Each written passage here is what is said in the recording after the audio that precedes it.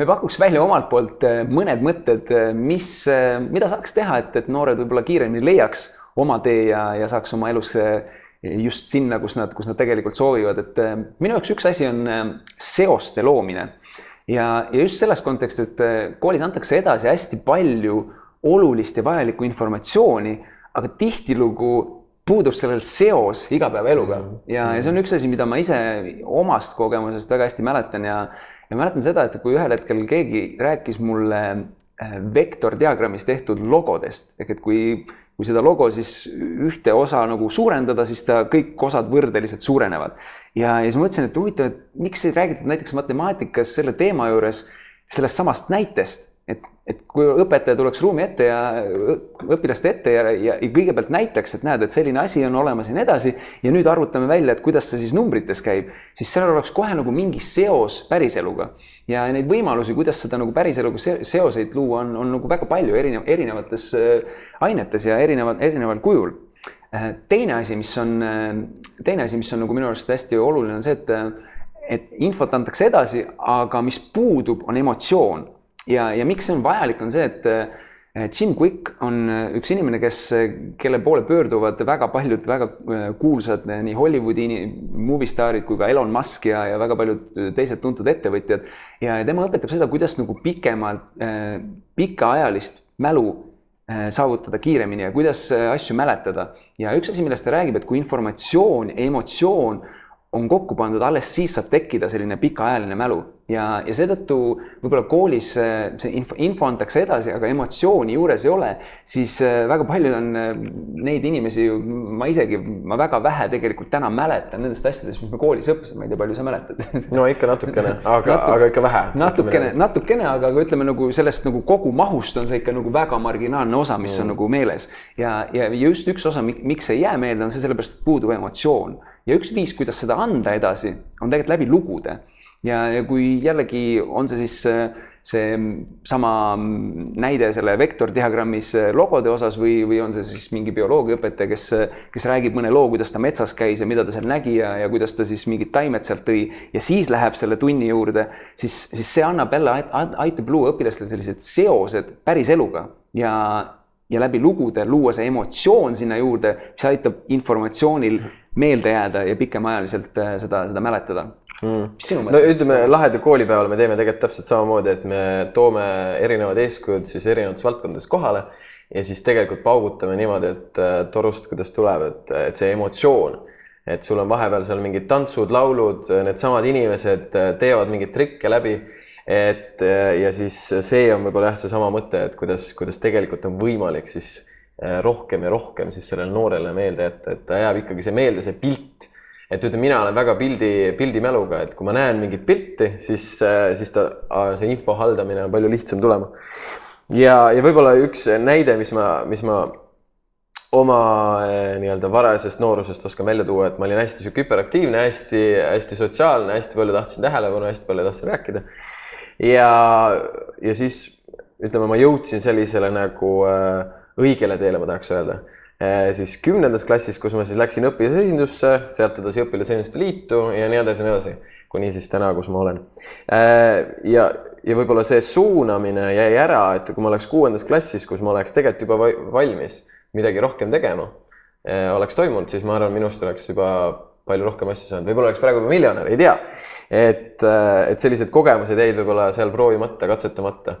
Ja võib-olla teine mõte, mis mind väga nagu inspireerib, on see, et kui noored panna eri vanuses kokku, et sul on nagu nooremad noored, näiteks põhikooli noored ja siis sul on gümnaasiumi noored ja kui nende selline omavaheline, kus ma ütlen selline nagu keemia panna tööle, et noored, kes inspireerivad siis oma sellise, tahaks öelda sellise lapselikkuse ja siukse siira olemisega ja siuksed, et küsi kõike ja siis vanemad jällegi selle oma elukogemuse, tarkuse, võib-olla siukse sidemete ja siis võib-olla ka hea eneseväljenduse poole pealt, et siis neil on tegelikult üksteisest väga palju õppida, et kui sa oled kõik vanuses ühed noored ühes klassis, et siis sul võib-olla nagu raske sealt üksteiselt nagu nii palju õppida ka. Et see on võib-olla üks huvitav meetod, et panna erinevaid projekte tegema, erinevad klassid, erinevad noored erinevatest koolidestki kasvõi. ja jah, ma arvan, et see on üks niisugune huvitav mõte. Väga hea point. Ja tegelikult mis mul tuli paar asja veel sellega meelde on see, et üks pool on selline erinevad vanused, aga teine, et kui võtta nagu sama vanusegrupp, siis on tihtilugu see, et on ühed õpilased need, kes liiguvad edasi hästi kiiresti ja teised, kes jäävad maha. Ja siis on nagu mõlemal on nagu ebamugav, sellepärast et üks tahaks nagu paremini aru saada, teine tahaks nagu edasi liikuda. Ja mina olin pigem see, kes jäi maha, eriti just reaalainetes.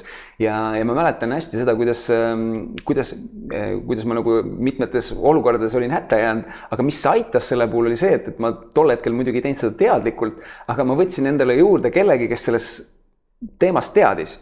Ehk et ma mäletan väga hästi, kuidas oli üks füüsika kontrolltöö, mille ma sain 2.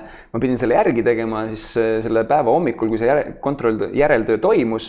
Ma endiselt ei teadnud midagi, aga ma võtsin inimesi, kes nagu seda ülesandeid oskas lahendada ja päeva lõpuks ma istusin ta kõrval nagu terve selle päeva erinevates tundides ja päeva lõpuks ma oskasin seda nii hästi, et ma sain 5 selle järeltöö. Ja tegelikult see on nagu üks asi, mis ma nagu näen, et võiks koolis nagu rohkem toimuda, et nagu koostöö nende vahel, kes liiguvad kiiremini edasi ja nende vahel, kes jäävad maha ja need, kes liiguvad kiiresti edasi, need võiks anda siis niisuguseid personaalseid või grupitunde ja õpetada neid ja aidata neid järgi, kes on maas, sest on mõlemal huvitav. Nendel, kellel on juba nagu kiiresti liiguvad edasi, nendel on nagu huvitav, et nagu teistele edasi anda seda ja nendel, kes on maas, nemad saavad ka järgi, et tuua nad nagu ühele tasandile.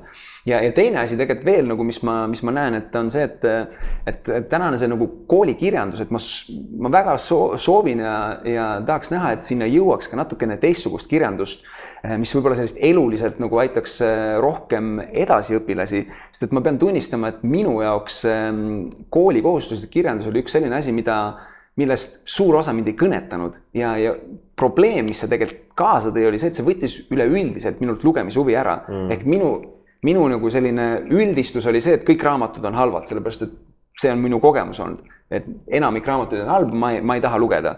Ja alles minuni lugemine jõudis tagasi, kui minuni jõudsid sellised raamatud, mis on enesearengu teemadel ja mis on aidanud mind täna tegelikult sinna, kus ma olen, kus ma väga selgelt tean, kes ma olen, mis on minu tugevused ja jõudnud ka sinna, et ma olen täna kirjutanud raamat, 12 asja, mida koolis ei õpetatud, aga mida kõik peaksid teadma ja ma ei oleks seda absoluutselt koolis suutnud uskuda, kui ma kirjandus ja lugemine, see ei olnud absoluutselt minu teema ja veel vähem, et ma nagu kirjutaks raamatu ja siia ma olen kokku pannud sellised asjad, mida ma näen, et nagu võiks õpilasteni jõuda. Ja see on üks osa, mis ma näen, et kas selline või mis iganes sellistel teemadel raamatud, mõni nendest võiks tegelikult jõuda ka kooli kohustuslikku kirjandusse, ehk et õpilastel oleks võimalik näha, et on ka teistsugust kirjandust kui see, mis täna ette antud ja mitte ei tekiks see sama olukord, kus nagu mul, et ma teeb üldistuse õpilane, et lugemine on halb või et ma ei taha üldse lugeda, vaid et tegelikult võib-olla sellel õpilasel läheb just teistsugune kirjandus korda, mis teda kõnetab. Mul oli õnneks hea kirjandusõpetaja, et siis sai nagu valida ka mingid raamatuid, et seal nagu natukene sai nagu sellega mängida. Aga ma olen suga igati nõus ja hea raamat ka sul. Ja võib-olla teine teema või valdkond, mida võiks kindlasti tuua, on sellised finantsid, et seal on ka väga palju head kirjandust jõudnud juba eesti keelde ka, et mida võiksid noored lugeda. Aga võib-olla üks mõte, mis mind ennast veel kõnetas, on see, kui noored käivad erinevatel üritustel, käivad erinevatel sündmustel, kuulevad, näevad, et siis nad selle tooksid tagasi oma klassiruumi, et nad tuleksid sellega kaasa ja räägiksid oma kogemusest, ehk siis jagaksid oma perspektiivi. Et kui sa jagad oma klassikaaslastele, oma sõpradele tegelikult neid mõtteid, siis sealt kas või üks mõte, kui kajama jääb, siis sul on terve klassiruum juba nagu, ütleme, sellest sündmusest kasu saanud. Ja teine pool, kus ma näen, et mina ise võib-olla suutsin ka natuke ennast rohkem nii-öelda oma teed leida, oli läbi reisimise. Et me mõlemad oleme suured reisihundid ja võib-olla teame väga täpselt, kuidas need nii-öelda nüansid töötavad ja kuidas teises kultuuriruumis nagu olemine mõjutab sinu nagu perspektiivi, elu nägemist, kuidas õpid erinevate inimestega suhtlema. Ja ma mäletan, kuidas ma Indias kaklesin ühe taksojuhiga, sellepärast et ma arvasin, et reeglid käivad minu järgi, minu kohalike, ütleme minu siis nii-öelda Eesti ühiskonna reeglite järgi, aga tegelikult hoopis teised nagu tingimused. Ja sealt võib-olla ma sain hea õppetunni, et kui sa lähed kuskile mujale, siis sa pead olema ka avatud sellele teisele ühiskonnale, teisele nagu maailmale. just, et sellepärast, et keskkond hästi palju mõjutab ja meie aju peamine funktsioon on kohaneda keskkonnaga ja kui sa muudad seda keskkonda, siis see inimene muutub automaatselt selle keskkonna mõjul. Nii et selles mõttes on hästi-hästi oluline noortel sellist väljaspool teistsugust keskkonda ja kogemust saada ja me ise muidugi reisides, üks põhjus, miks vaatate meid praegu videos on ka see, et me oleme praegu ka mõlemad reisil.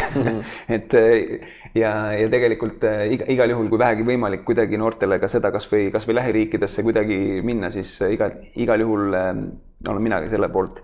Ja suures pildis aitäh vaatamast ja ma endiselt usun, et just sina, kes sa seal ruumis praegu oled see inimene, kes noorte tulevikule väga head ja positiivset mõju annab ja muudab meie tulevased põlvkonnad just selliseks, kes juba varakult teavad, mida nad teha tahavad, kes nad on ja miks nad siin on ja et kuidas sellesse ühiskonda võimalikult palju just positiivset mõju anda. Mina usun täpselt sama, et muudame koos Eesti ühiskonna ja noored targemaks, paremaks. Aitäh!